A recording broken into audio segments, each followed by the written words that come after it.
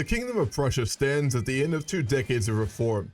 After Queen Louise recovered from her illness after being pushed out of the capital alongside her husband in the siege of Berlin, she helped Frederick Wilhelm III to lead the Prussian people to victory over the French. In the years after the Coalition Wars, Prussia underwent a period of chaos and danger as reform movements in the armed forces and political apparatus of the king threatened radical action.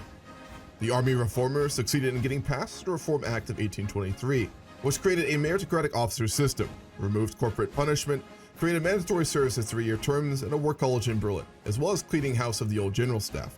This coincided with demands to adopt a general assembly in Berlin, as well as the removal of serfdom, industrial reforms, and a free trade zone for Germanic states. What has never been confirmed but suspected is that the support of radicals came from the king. Rogue officers and old guard aristocratic leaders marched troops into the capital and occupied the city. Things immediately escalated as the champion of the reform bill, Field Marshal August Neidhart, moved in and opened fire, creating what became known as the 5-Day War.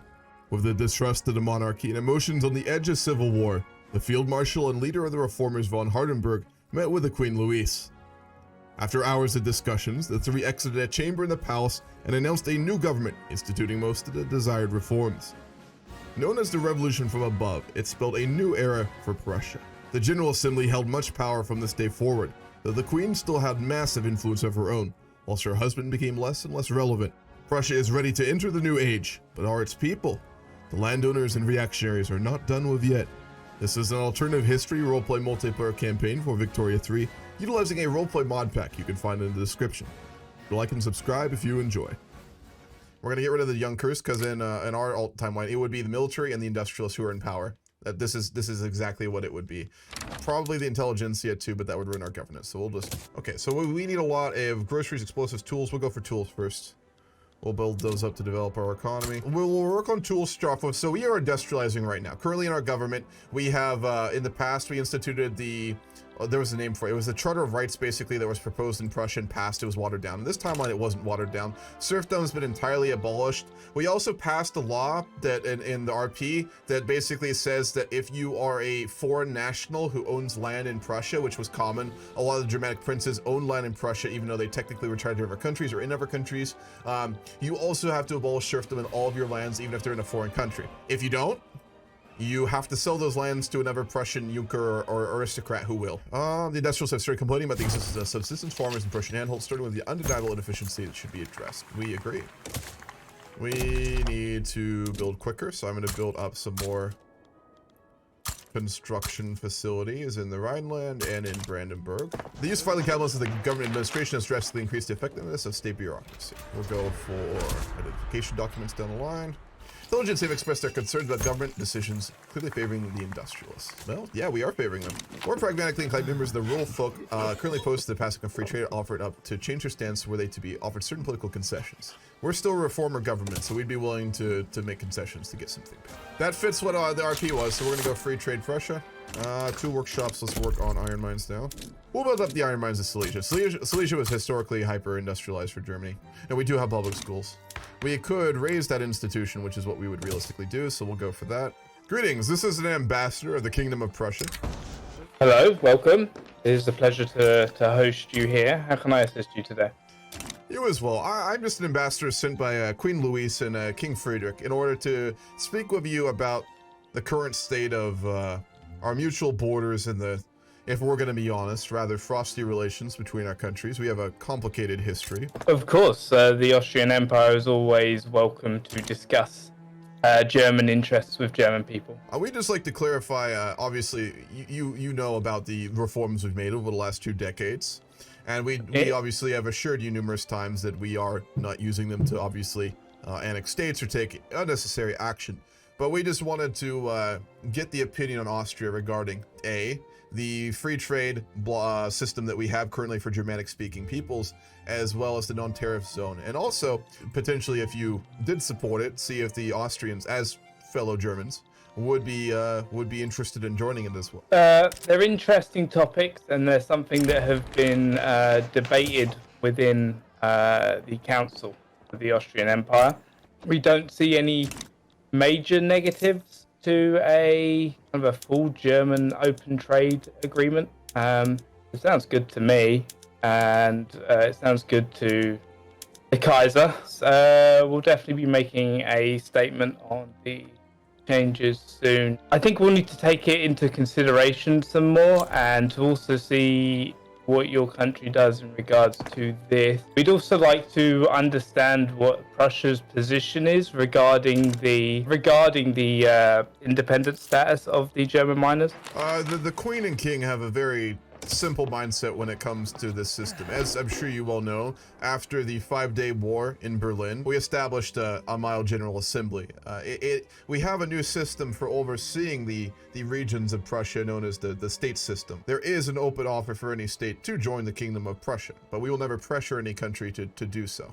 Yeah, that makes sense to me, and that is the kind of agreement of the Austrian Empire as well. Very good. It was a pleasure speaking with you, and we look forward to good relations in the future. Farewell.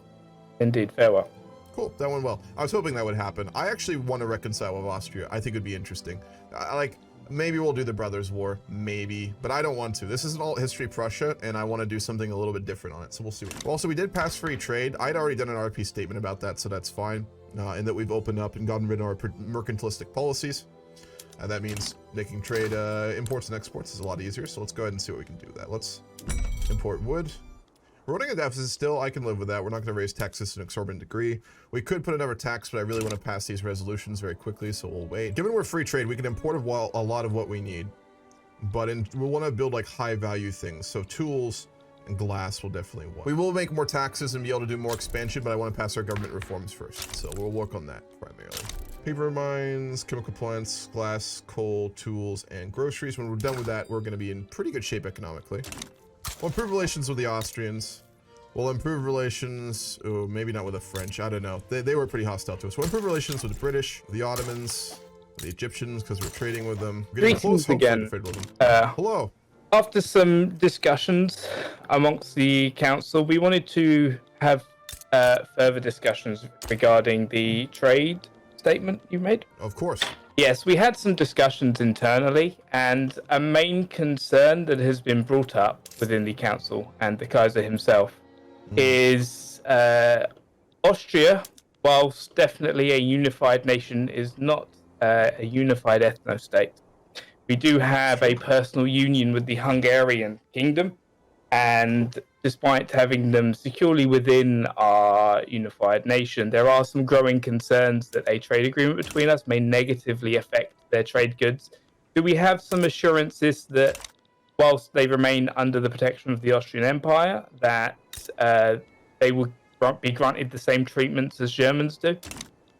Given that the Austrian Empire contains Germanic states, we would have free trading with your country as a whole, and as such, the Hungarians, as a part of your empire's system, would be included in that as your nation. But we are pleased to hear that we can go back to the Hungarian local ministers and assure them that they will be afforded the same rights. In that case, we are willing to go ahead with this, as long as we'll go land in voting, since the suffrage doesn't make sense yet. So we'll go with that one. The Ottoman Empire's attempt to take back control of the Volga with Egypt has become an international incident. Our involvement may tip the balance of power in the region. Greetings, Queen Louise. Hello there. As you may or may not have noticed, I'm the Dutch East Indies, and there's Spanish interference in the Indonesia region by their support of Lang Fang. We would like to have the backing of a defensive backing of Prussia. We would be willing to provide a defensive agreement to the Netherlands and the Dutch East Indies in exchange for two things. One would be a free trade agreement with your country, and in addition, preferred trading status with Prussian markets for colonial goods that are produced in the Netherlands. In exchange, we would give you the protection of the Prussian kingdom and be even willing to build up our navy further to give you even more access abroad. I can't agree to those terms on my overlord's behalf. Could join a conference in Amsterdam. Well, that sounds good to me. Personally, that sounds quite good. Yes, we'd be happy to cooperate with you. I mean, we already trade a little bit, but the Netherlands has plenty of goods. Prussia no longer has the mercantilist policies that once held us back, and with our reforms, we think that economic cooperation will be fruitful. And well, we're very grateful that we could come to this agreement. I'd gladly accept it. We even have Germanic roots. If you Oh, we are well aware. I mean, we would not see you as part of like what we now consider to be the modern Germanic peoples, but you are very close cousins, most certainly. We hope we can help you in any way that you may need in the future. Of course, that is very good to hear. One other matter I would like to discuss with you, since I'm here, is the issue of colonialism. As you know, the Kingdom of Prussia is an up-and-coming state, and there has been much debate in the General Assembly discussing whether or not Prussia wishes to go after any colonial territories abroad. We've already seen the wealth and power it's brought the other European powers. Well, I'd say it's definitely worth something worth pursuing. As you may know, the Netherlands, not quite as bad for you, but we lack in certain resources such as iron quite heavily, and by colonizing further areas across the world, we're able to gain these resources for our market. Are there any regions you would recommend? I mean, obviously we know you have extensive colonies in the east, and we don't want to contend them. Well, I mean, I suppose it depends on what you're looking for. Like, resource-wise, West Africa is an incredibly profitable region. However, it's also very busy. If you're wanting to get in the game a bit earlier, West Africa would probably be a good choice. Well, we'll take that under advisement. As I said, there still needs to be a debate in Parliament, the General Assembly. the Dutch East Indies has some insider information that the Kingdom of Siam wishes to be liberated from the yoke of the Chinese Empire. The Chinese, we've traded with them almost not at all up until now. We know that they are a great empire, but a stagnant one. Well, I can certainly vow for the idea that if your first colony is being set up, I suppose a good way of going about it is to get loyal local allies within the region. In that case, I'm going to return home to Berlin and discuss it with the ministers, my husband, and the General Assembly. I do thank the Dutch for their advice, and we'll take that under serious consideration.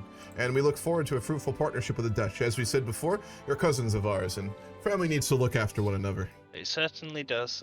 We thank you. Right, coal mines to workshops, food industries, and then the railways. And then at that point, we're going to start to produce goods for export, which I think will be probably textiles. Hello there. This is a visit from Queen Louise of Prussia and her husband Frederick Wilhelm III, traveling to Vienna to speak personally with the Kaiser of Austria. Hello, it is a pleasure to host you in Vienna. We have had some very interesting recent political talks and conversations. I know the relationship between our two peoples is only just getting back onto level terms, but it is my opinion, and my husband is full in agreement, I assure you, that we need to pursue close relations with German peoples, like the Austrians. We had a very interesting conversation with the Dutch, who we now are going to be cooperating with in a defensive capacity, regarding the future of colonialism. There was a vote in my General Assembly recently, back home in Prussia, where the leaders, the leading minds of the Prussian kingdom, feel as though the colonial path is one Prussia should be pursuing. We wish to discuss with Austria about, and I know this is pretty extreme, but the proposition of a joint action, wherein Austria and Prussia together, as representing the Germanic peoples, were to make a foray into the Qing, a show of force, the sinking of their navies, and potentially the sieging out of their capital city. In doing so, freeing the Kingdom of Siam and putting them under the influence of the Prussians, but in exchange allowing for both the Austrians and the Prussians to control very wealthy trading ports within the Qing. That market is one that even the many European powers have failed to get to. This is a very interesting proposition, and one that I am glad you came and spoke to me about privately. This sounds very lucrative. We've seen the heights that Portugal have come to due to their access to the Qing market, and we've had the state of the Qing Empire. I think that wouldn't be too difficult, especially with our joint combined fleets. I believe that's something we could accomplish. But we do have to consider that an alliance like this will scare the other European powers. Central Europe hegemony between both of our nations, especially a German unified front. We could portray it in another light. Again, no one knows of this talk, no one knows of this conversation. I am simply on a visit here, formally, technically, to meet with extended family, of which I have many in Vienna. perhaps we were to portray it a little bit differently. If Prussia was to, for example, champion the cause of Siam and make it clear we want to get into the colonial game, many Europeans would not bat an eye. But if the Austrians were to make it clear that they were worried about another Germanic state potentially getting colonial power and them not doing so, you could portray it almost as you forcing us to let you cooperate and to take territory of your own. Now, that is something that would definitely ease the tensions within Europe, I think. I can put on a pretty good show of being quite angry with the Austrian Empire, I can assure you. Indeed, and we're very good at putting our boot on boats if need be. So I think this will work out very well. Greetings. I am an ambassador sent here to the capital of Siam in Bangkok to speak with your king. I am here at the behest of my queen, the Queen of Prussia, as well as the king, to speak with you regarding the Qing. We have heard from friends of ours that the Kingdom of Siam is discontent with the current state of things, where the Qing have you as a tribute. My queen's proposal is this. In exchange for the Prussian kingdom championing your cause and pushing a movement to get your freedom from the Qing, we would be able to champion your political independence, after which we would have no interest in having any direct control over you. But we would be very interested in having you join the Prussian markets and utilize Prussian currency, as well as have access to our goods and us yours in turn, as Siam has many goods of which the Prussian economy could benefit from. Yes, and well, of course, we are always looking for a market to sell to. Would they be interested in helping Siam maintain its legitimate position on this peninsula here? For it is our peninsula. We would be very interested in supporting that. However, with that would need to come the assumption that obviously, if you're joining our market and our system, there would be no renegotiations of that later. As you say, later on, your interests are my interest, and my interests are your interest, at least on economical matters. So I foresee we will fight for the same cause. Well, after the coal mines are done, we're going to build up navy bases, shipyards. I'll do more construction sectors. Then we'll do the universities, the last railway. And then at that point, I think we're going to be about ready to go after the Qing. The armed forces have expressed their concerns about government decisions clearly favoring the interests of the industrialists. Yeah, we do not want to finish off the fucking armed forces before a major war, though. We're going to try and shore up support with the officer corps before war with the Qing by getting a bunch of police. We'll do that. Let's look at this. 30 naval bases. Should be significant enough for a naval invasion. Hello there. I received an ultimatum from the Spanish. We wish you to join us in Amsterdam for. Very well, we're on the way. There is. It was just a demand. It was just a military demand, pretty much. Retreat from Borneo.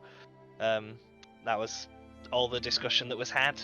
Very well. I mean, in that case, when the Spanish declare their conflict, we'll be joining. We gotta get that navy out. It's going. It's just very slow. We are starting to, by the way, annex Germanic states. There are many states that have been asking to join our union. We never force any of them to, but we do have an open offer currently, RP-wise, to all Germanic states to join the federal Kingdom of Prussia if they wish. So some have started to do so. Ooh, Anhalt's gonna join. We'll go for the Bessemer Press to make more steel. The ambassador from the actually, real quick, are you being invaded, Netherlands? Yes. The Dutch Navy and Army are standing by. I have 12 ships at present. It's still going up, so we can just try a naval invasion as is, I guess, or we can wait. Yeah, we have 27 ships. No. The naval invasion has landed. The Dutch are in Spain. Reinforcing. Well, as previously you have discussed with a fellow nobleman from Siam, whose words were relayed to the king, is our deal or is our deal still on? It is very much open, though we will need to finish the buildup of the Prussian Navy, but most certainly it is. I shall relay this back home, and we shall continue our discussions at a later date then. Very well. We will let you know as soon as the fleet is built in the ports of Pomerania. Very well. We shall await your Prussian-flagged ships on our shores. How's our steel manufacturing? Because I wanted that to be one of our main things. Second world producer, good. We're right behind the UK. That's what I wanted. We'll need to up that number too. When we're done with all this, we're going to go ahead and build up our ports too. Cool, got a free university. Agnes Lasker has offered to spend some of their personal wealth to fund the creation of a university in the Rhineland. Absolutely. How far is our economy behind the Austrian economy? Good chunk, 15 mil behind. We'll wait for the munitions and the shipyards plans to be done, and then we're gonna go. Then we'll be good. We're about ready. We're just building up the last of our munition plants before the war, but they should be ready. So if you'd like, we can go ahead and launch the play. Let me go speak with the Austrians to make sure that they have it in their location one moment. All right, we have begun the play. Oh, they backed down. Well, a bit anticlimactic, but I suppose great. Well, More war. I guess we'll just have to have a more direct conflict with the Qing to get those very soon. Yes. Indeed. Right. I still believe this was. Rather join, yes. I still believe this was fairly productive. Farewell, No, gentlemen. I agree. The freedom of the Kingdom of Siam is of pinnacle importance to us, so we're very happy about that. Austria, if you wanna support Siam, then we can fight the Qing. And then... The great king of Siam wishes to express his thanks for joining him in his struggle against China. All right, we have a naval invasion in 11 days. We're gonna be hitting the southern coast of Guangdong. Great, I'm pushing them off the peninsula. No issue. We engaged our navy off the coast of Dainam, and we are about to sink it.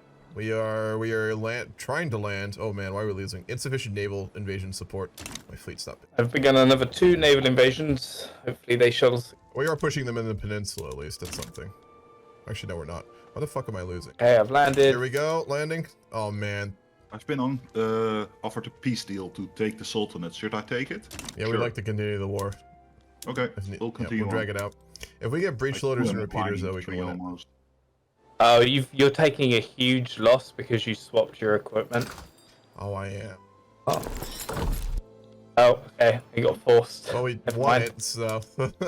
We didn't land, though. I mean... That's very just. Small victory for me, no victory for you. Well, regardless, in that case, it's a success for Siam. Austria, as soon as we build up our navy a bit more and get breech loading artillery and better rifling, I suggest that we make another attempt. All right, so we just completely failed a major war of the Qing, which would be also another moment where Prussia would have to take a good hard look in the mirror and realize that it is perhaps not as advanced as it thought. Otherwise, we're going to go for repeaters, breech loading artillery, and then I might get us to go for hand-cranked machine guns after. At that point, we'll be ready for an invasion of the Qing. All right, let's invite them to our customs union. Well, we would just like to let it be known, even though we have to capitulate to these utterly ridiculous demands, that the Netherlands will no longer continue to have positive relations with what exactly is outside happening of, with the Dutch? Prussia. We're having a peace conference to end future wars. We must give up Dahomey. We must stop expanding for 20 years. We must recognize Belgian independence. Yes. The Dutch are being carved up for a second time. I'd just like to clarify, since we weren't at this meeting, again, the Prussian delegation has not been here up until this point. It's the Treaty of London, I understand, but specifically, you are splitting up the Dutch. I mean, does the rest of Europe support this? Oh, We are informing them that we do not wish for them to conduct colonial attacks like they have been. Colonial expansion is a completely reasonable thing and something the British have been doing for the last 100 years. So what's... They invaded Spain. They don't recognize the Treaty of London.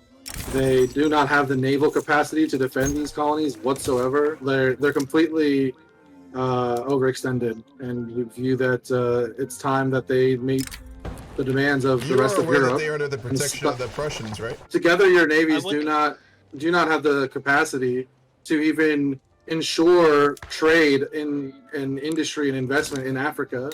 Now, if you are to build a navy and colonize Africa, we're more than helping. I'm more than for that. Go ahead if you guys are able to do that. But the idea that Netherlands can form a vast colonial empire that it can't even defend, and that the rest of Europe needs to sit by and watch. So we want to clarify: you are cutting out non-French and British countries from any authority outside of Europe. Is that correct then? If they do not conduct themselves in a manner we agree with, yes. We were told that there was no Congress of Vienna happening at all by the Swiss. We were There told is that not. this was This is a peace conference. conference. This isn't. This is a peace conference. I mean, you're making a decision that would frankly warrant a Congress of Europe, and as such, the Prussians are calling one. We have called this Congress a Vienna session here in Bern. Well, it is true that the Kingdom of Prussia cannot win at present a naval war with a power like Britain or France. The fact that they most certainly are capable of defending, if not winning, a land war in Europe. Now, we'd have no desire to fight a land war in Europe over a colonial matter, as colonial matters should stay out of it. But we see that as being broken due to the effects that the United Kingdom and the Kingdom of France were specifically attempting to push a complete destruction of colonial power on the Netherlands through basically suggestions that they couldn't do anything about it. Colonial wars should stay out of Europe, but if certain countries wish to entirely ban other European countries from not having any colonial matters, in our eyes, that would become, at that point, less a colonial matter and more an existential global matter, certainly a European one. We've called this meeting to ask the United Kingdom and France to basically state their piece as to why they think they have the right to block the entire planet from certain regions. Certainly you have strong navies. Britain can hide on their isle, the French cannot. We have no hostility to the French or the British up until this point and find this to be shocking. I'm sure there are many other European major powers who would find it very unacceptable that the French and the British get to dictate who and who cannot take territories in certain regions. I represent France, and I'm here to speak today about the Treaty of London that we all signed that recognized the independence of Belgium, and that the Dutch refused to sign. The Dutch have now invaded the island of Madagascar and parts of West Africa, as well as parts of the East Indies, where they've continued to expand. You cannot be a member of the European powers. You cannot be in good standings with the European powers, not accepting the independence of your neighbor and their rightful claims to independence, while also maintaining such a colonial empire.